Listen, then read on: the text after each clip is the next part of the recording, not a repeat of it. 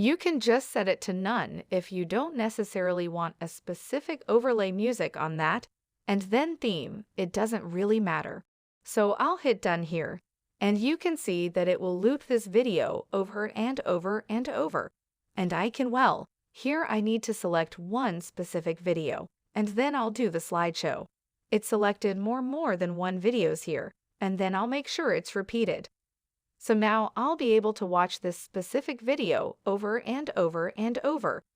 And if you want to, what you can always do is swipe down from the top right here and toggle on the record button so that you can record that video being looped over and over and over.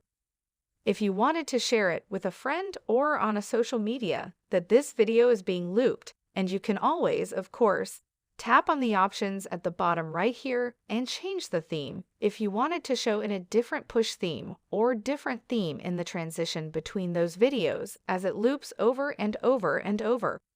Hope this helps. Thanks for your time today, and I'll see you on the next one.